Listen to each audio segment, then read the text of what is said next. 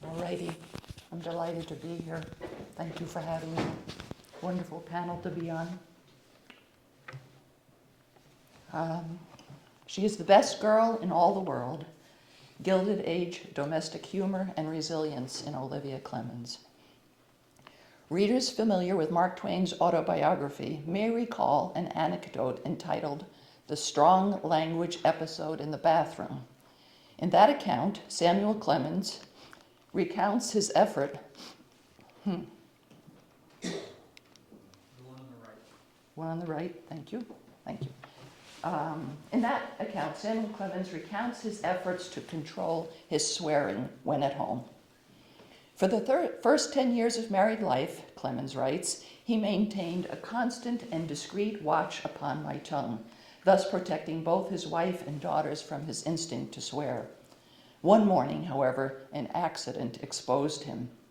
Clemens went into the bathroom for his usual routine, mistakenly leaving the door ajar to the bedroom where Olivia remained in bed. After managing his razor without extraordinary trouble, Clemens next put on his shirt, an invention of his own, opening and buttoning in the back when there are buttons. This time the button was missing. Then follows an increase in temper accompanied by remarks, he says, that rose accordingly, both in loudness and vigor of expression.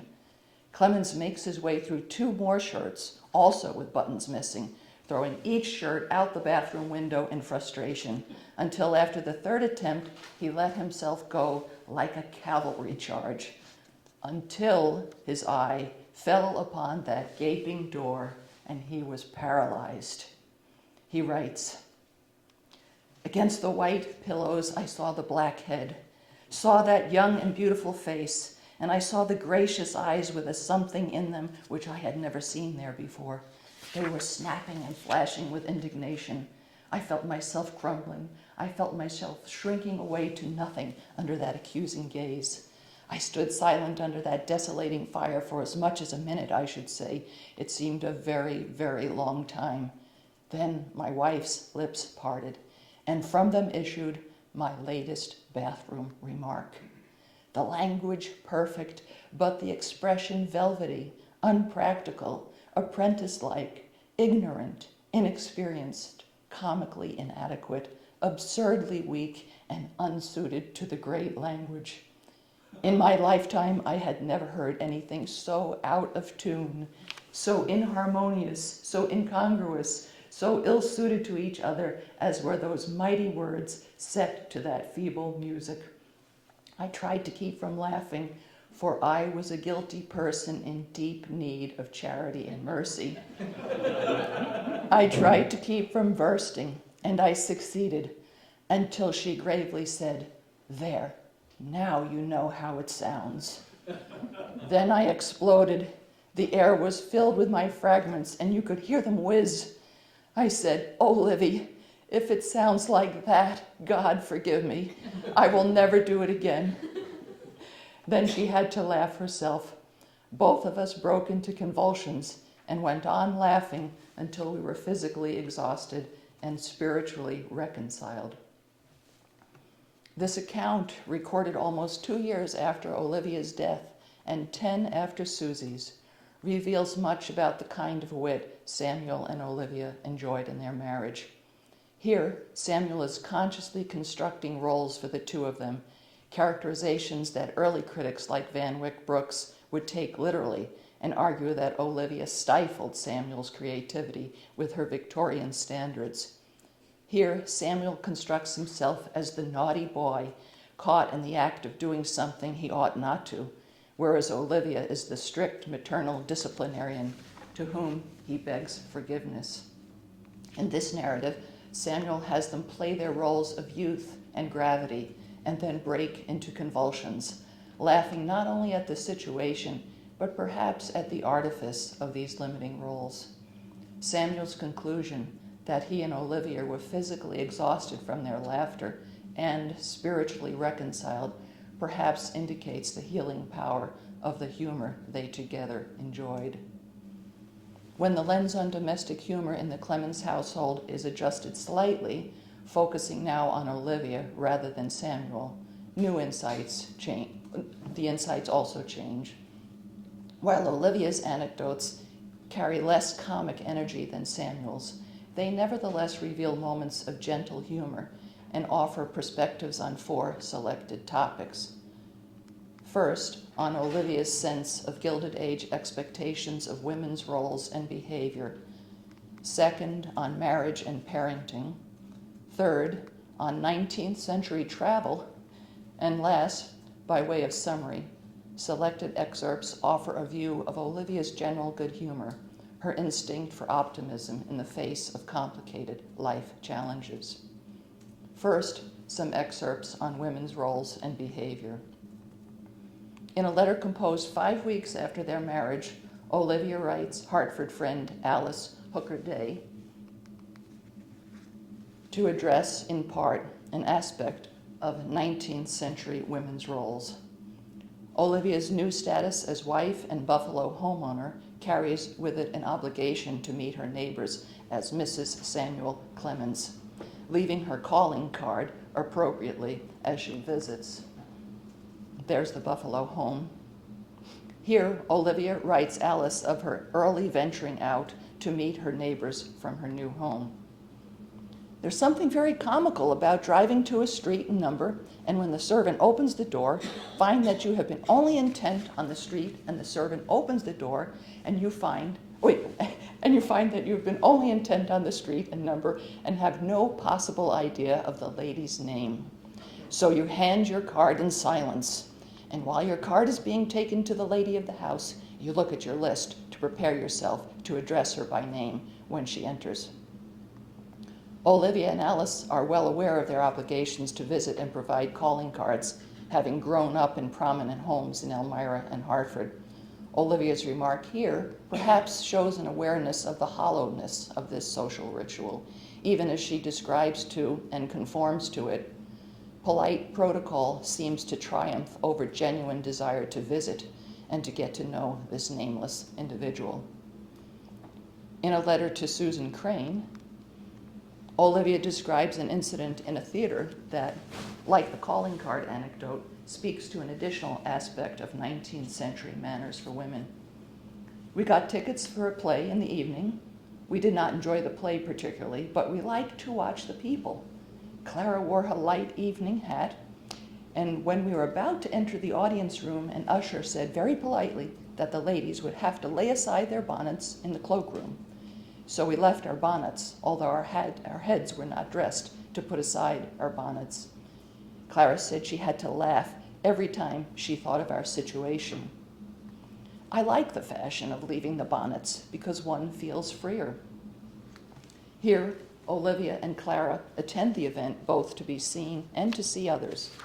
The content of the play appears secondary to the social nature of the occasion, here laced with some chagrin due to the hat problem. To have her hair unset and uncovered in a public place, unacceptable to 19th century grooming expectations for women of class, was simultaneously comical and liberating for Olivia. Now, some anecdotes on marriage and parenting. In 1870, the year they were married, Olivia and Samuel often inserted comments into one another's letters and made corrections and strikeouts, editing one another's remarks with wit and affection. An extended example of this banter occurs at the end of a letter Samuel writes to Mary Mason Fairbanks, just a week after their marriage. Mary had been Samuel's shipmate on the Quaker City and became a mother figure and advisor for Samuel as they traveled and later when he courted Olivia. By the time of their engagement, Olivia too had befriended Mary Fairbanks. In a letter Samuel writes to Mary, Olivia adds insertions that illuminate the friendly rapport among all three and also highlight the happiness in the first weeks of marriage. To Samuel's, but there is no romance in this existence for Livy, Olivia adds, false. To Samuel's, we have been married 11 days and not 35 crosswords have passed between us. Olivia inserts, not one. Following Samuel's close, Olivia writes to Mary, Dear Mother Fairbanks, Mr. Clemens wanted me to go through this letter and tell the truth of the facts that he has been romancing about. But it seems to me a hopeless undertaking. So with the last few corrections you will find in it, I shall let it go. An extended give and take, L denoting Livy and S Samuel, occurs in the postscript to the letter. You'll see it here. P.S. The parenthesis refers to the manner of erasing words, not to Allie, S. How thankful I am that you have someone to interpret my letters for you, L. It is a sort of grammar that renders interpretation very necessary, S. I don't think so because, L. And I do think so for the same reason, S. No, L. Go to bed, woman, S. I am not sleepy, L. This it is to be married, S. Yes, indeed, woe is me, this it is to be married, L. Go on, jaw, jaw, jaw, S. I don't think so, L. Well, take the last word, S. Many such insertions exist in Samuel and Olivia's early letters, but one comment written just a month later, again interestingly in a letter from Samuel to Mary, refers back to the previous topic of women's roles and possibly summarizes Olivia's feminist beliefs. To Samuel's claim that Olivia tones down and almost stops talking at the word of command, Olivia responds parenthetically, I deny it. I am woman's rights. Olivia's response to Samuel's playful description of her subservience to him suggests both humor and willful self-assertion and spirited defiance. An additional source of humor in the Clemens marriage comes from the children, of course. The anecdotes, far too numerous to reduce here, reveal Samuel and Olivia as doting and adoring parents, for sure. But they also revel in their daughter's innocent, unfiltered perceptions of both themselves and the world. A letter from Olivia to her sister, Susan, reporting on the behavior of 3-year-old Susie, is representative. The other night when she was ready to say her prayers, I said, Susie, who is it that you pray to? She said, Jesus. Then after a pause, is Jesus a fellow, Mama?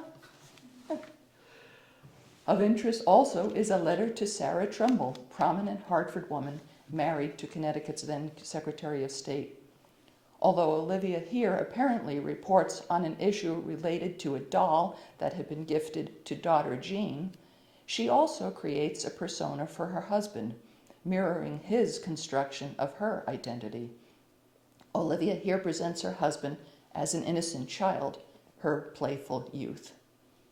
My dear Mrs. Trumbull, I cannot help being full of regret that you have sent Mr. Clemens and me this charming doll to play with. Not that we shall not be able to get much pleasure out of it, but because you seem to feel responsible for the breakage of that other doll. I feel that this doll ought to go back to you, to be given to you, to be given to some of your nieces. But Mr. Clemens is so delighted with it that he refuses to let it be returned. Possibly by Jean's next birthday, which comes the last of July, he can be persuaded to give it to her. In that case, she will take great delight in it. Moving now to comments on 19th century travel. In 1873, Olivia, Samuel, and 1-year-old Susie, along with Olivia's Elmira friend Clara Spalding, traveled to England and Scotland for 6 months. En route to Liverpool, on her first trip abroad, Olivia writes her mother from the Batavia.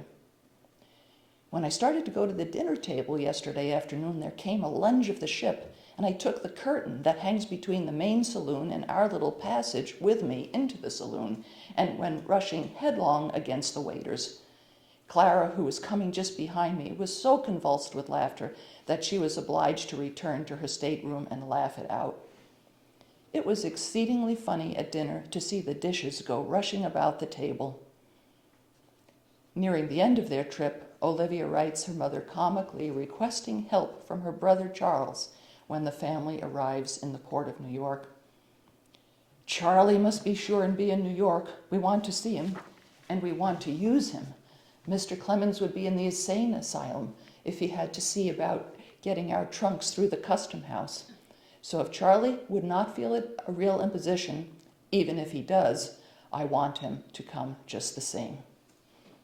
It's not clear how many trunks the family returned home with, but in a letter to writer friend Thomas Knox, Clemens reported, "I have been here 4 months. I have already spent $10,000, and the end is not yet." In 1878, the family again returns to Europe. From the Schloss Hotel in Heidelberg, Germany, Samuel writes Charles Dudley Warner, reporting on Olivia's difficulties learning German. "Livy and Clara Spaulding do slave so night and day over their German study that they look pale, jaded, and fagged out. They sleep poorly and are permanently tired." Then Samuel comically recounts Olivia's supposed mistaken understanding of wunderschön for window shade. The collaborative epistolary rejoinders so common in the early years of their marriage reappear from time to time, and in this letter, Olivia inserts down the left margin, "Dear Mr. Warner, I am glad to know that you will make allowance for the medium through which this joke passes. Affectionately, Livy." Here, Olivia's remark is the voice of a self-assured woman unperturbed by her husband's tendencies towards humorous narrative. Finally, some excerpts on Olivia's instinct for optimism. Olivia enjoyed a privileged life, but was not exempt from grief, sickness, disappointment, and despair. Her outlook was tempered and clarified by the essential contrast of sorrow. The Oxford English Dictionary suggests that humor also connotes good humor, the condition of being in a cheerful and amiable mood, also the disposition or habit of amiable cheerfulness. For the most part, Olivia demonstrated affable cheer. In the face of loss, however, Olivia tried, not always successfully, to maintain optimism, as suggested in these final telling examples. Opposition began early. Just months after their marriage, Olivia's father died, followed by the passing of a childhood friend whom Olivia nursed to her death from typhoid. Months later, after the birth of their second child, their firstborn son died. As a young, grieving mother, Olivia writes with self-awareness to her older sister, "Sue, do not think of me as always sad. I am not so. I have great comfort in those who are left to me. Only I feel so often as if my pathway was to be from this time forth lined with graves. Sometimes I am thankful he is gone. And Sue, I know that I get along with it easier than most mothers could. Sometimes I think I do not feel as intensely as most mothers do. I say again, don't think of me as always sad. I have many cheery, happy times." Years later, the daughters, now young adults, an excerpt again highlights Olivia's will to remain optimistic. By now, the family finances are tumbling toward bankruptcy, but Olivia suggests a higher road to daughter Clara. Of course, Clara, we should like to feel a little freer with our money, but my only feeling is thankfulness that we are as comfortably off as we are. 2 people froze to death in Florence the other night. It seems so dreadful that out of our abundance we could not have given warmth to those poor people. During this time, Olivia repeatedly also seeks to steady Samuel, sharing anecdotes designed to lift his spirits. "My own darling, the other day I went into a milliner's shop to get a bonnet. When I gave my name, the milliner said, 'Are you the Mrs. Clemens?' When I said I supposed, perhaps I was, she colored and looked extremely delighted. She said she had read your things ever since your map of Paris came out, and she had read them over and over. She said that the night that the map of Paris came, she rolled on the floor in perfect convulsions of laughter. It was another pleasant experience that I owe to my own darling."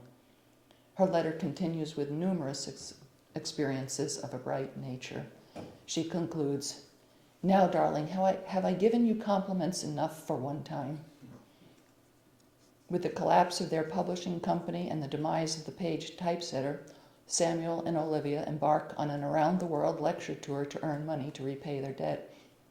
Olivia's letters abound with optimism, but as they near the end of the trip, struggling to maintain her cheerfulness, she confesses to her sister, "When I think of the list of creditors and the money to be paid, I feel that our going home and inhabiting our own house is far in the distance, very, very far. You know I have pretty good courage, but sometimes it comes over me like an overwhelming wave that it is to be bitterness and disappointment to the end. Perhaps I should not write in this way, but for the last few days I have been so full of it. Still, most of the time I keep up my courage. Don't let this letter trouble you, Sue, dear, in the very least, because you know I am very elastic." For both Olivia and Samuel, the unexpected death of 24-year-old Susie was perhaps their greatest shared grief. To a friend, Olivia confesses the impossibility of finding good humor in the face of catastrophic loss. "I've always felt that I had a great deal of rebound from trouble, but some blows strike one at the vital point from which there seems no rebound." The gentle humor of Olivia Clemens celebrates relationships, comments on societal expectations, creates pleasing narratives, struggles at times to retain hopefulness, and as Clemens himself suggests, may bring with it an element of spiritual reconciliation. Thanks.